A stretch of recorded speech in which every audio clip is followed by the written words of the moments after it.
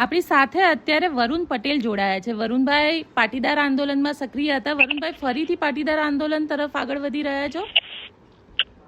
જો ગુજરાતમાં ગોપીબેન હમણાંથી પાટીદાર સમાજને લઈ અને ઘણા બધા પ્રશ્નો ઉભા થઈ રહ્યા છે અને ક્યાંક ને ક્યાંક સ્થાનિક આગેવાનો એકલા પડતા હોય અને સમાજની જરૂર હોય એવું લાગી રહ્યું છે.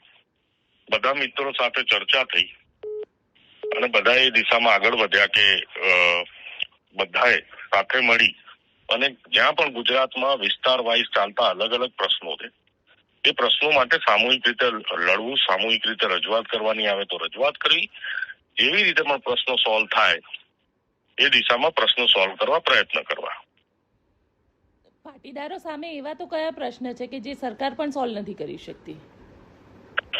સરકાર પણ અમુક જગ્યાએ સરકાર સોલ્વ કરતી હોય, અમુક જગ્યાએ સરકાર સોલ્વ કરવાના પ્રયત્ન કરતી હોય, અમુક જગ્યાએ ના થતા હોય, અમુક જગ્યાએ પ્રશ્નો ના પહોંચતા હોય, એવા ઘણા બધા પ્રશ્નો છે. જેમ કે મોરબીમાં અત્યારે અમારે મનોજ પનારા છે તો વ્યાજખોરી, સટ્ટાખોરી બધા સામે એ રજૂઆત સરકારને સતત કરતા રહે છે અને લડતા રહે છે. સૌરાષ્ટ્રમાં બીજી ઘણી બધી જગ્યાએ ગુંડાગીરીના અને એવા પ્રશ્નો છે, કોઈની ભાઈગીરીના પ્રશ્નો છે. એ દરેક પ્રશ્ન હોય, કોઈ સરકારી સહાયની વાત હોય, બિન અનામત વર્ગના આયોગની લાભોની વાત હોય, એ તમામ વાતોને લઈ કે બીજા જે પણ વિસ્તાર વાઇઝ જે પણ પ્રશ્નો આવે છે એ તમામ પ્રશ્નોને લઈ અને અમે ચર્ચા વિચારણા કરી અને પછી બધા સામૂહિક રીતે એક સાથે આગળ વધવાના છે. પાટીદારો માટે લો એન્ડ ઓર્ડરની સિચ્યુએશનની પણ વાત આવે છે ગોંડલને લઈને? 100% તમામ પ્રશ્નો આવશે. તમામ પ્રશ્નો આવશે અને તમામ પ્રશ્નો જે પણ વિસ્તાર વાઇઝ પ્રશ્નો આવે છે એ વિસ્તાર વાઇઝ જે પ્રશ્ન આવે છે એમાં સાથે મળી અને નક્કી કરીશું કે કઈ રીતે એમાં આગળ વધવું. પણ ગુજરાતમાં જ્યાં પણ પ્રશ્ન હશે બધા સાથે મળી અને જઈશું અને જેવી રીતે સોલ્વ કરવા પડે એવી રીતે કરીશું. આની અંદર તમારી કોની સાથે વાત થઈ છે અને કયા કયા નેતા આવવાના છે? હાર્દિક પટેલ પણ આમાં આવવાના છે? અત્યારે હાલ પૂરતા અમે ચૂંટાયેલા પ્રતિનિધિઓ જે પણ રાજકીય પાર્ટીઓમાં છે એને એપ્રોચ પહેલી મીટિંગમાં કર્યો નથી.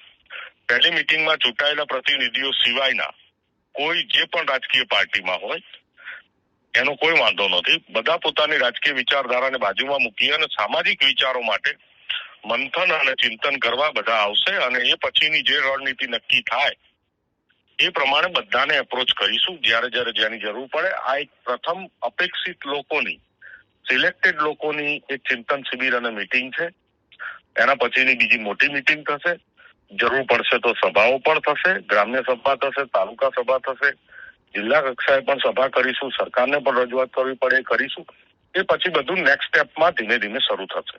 કારણ કે વરુણભાઈ, સરકારમાં મુખ્યમંત્રી જ પાટીદાર છે. હવે પાટીદાર મુખ્યમંત્રી હોવા છતાં જો પાટીદારોના પ્રશ્ન હોય તો તમે શું કહેશો?